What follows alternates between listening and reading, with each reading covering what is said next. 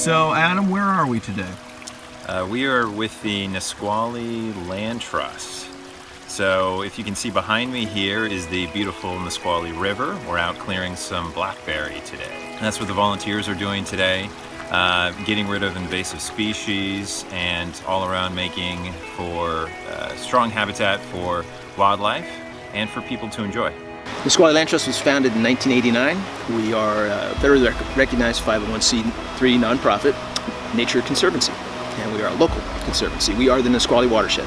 Our service area is every drop of water that falls into the Nisqually watershed. That's what we're working on.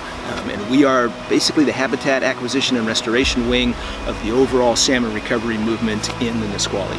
We have 5 species of native salmonids for salmon. 2 of those are federally listed as endangered species, Chinook salmon and steelhead trout. And our job really is to protect the best habitat we have, the freshwater habitat.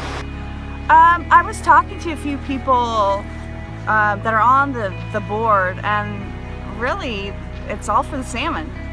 And I thought that was pretty cool. They want to bring back land back to its natural habitat to help protect the salmon. We're right along the Nisqually River right here, and they just are protecting Washington's, one of our greatest assets we have is our salmon. But our 2 native salmonids that are listed under the Endangered Species Act we have maybe 400 spawning adults annually. It goes up and down, but on average. That means we're 1 or 2 bad years from losing those species. And we know if we can turn conditions around somehow in the marine areas, then those fish will come back in a big way. But we have to keep them viable. We can't afford to lose a single foot of habitat. We have to restore every foot we possibly can. And that's what we do. As a child, a young adolescent, I started being involved or interested in the environment. I couldn't find anything locally to get involved with that would be impactful.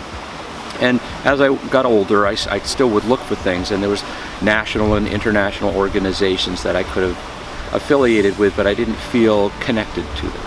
And then in 1996, my wife and I moved to Yelm, and almost immediately we discovered this Nisqually Land Trust. And I'm like, this is perfect. This is exactly what we want. It's just a really cool charity I really had no idea about before today.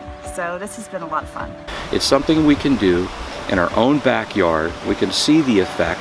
Our money is not going someplace else to some national bureaucracy or something. Every dollar that we spend and every hour that we contributed was an effect on our own community. There's 2 parts to the donation thing that I really like. The local donation. The local dollars can stay local. We can spend them any way that we want, put them in the areas that we need to get work done locally. And the other part of that is, again, it's that connection.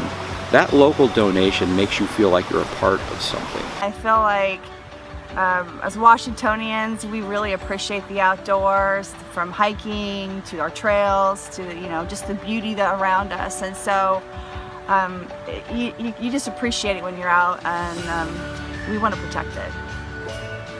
It's extremely important for people to have a connection to the planet they live on, and without getting too deep into that, it's just when people go outside, when they go into the woods, when they stop by the river and cool off, there's a connection made, there's a peace inside that you can't get anywhere else. You can watch all the TV that you want, any documentary, it doesn't feel the same as it does when you're relaxing down by the river.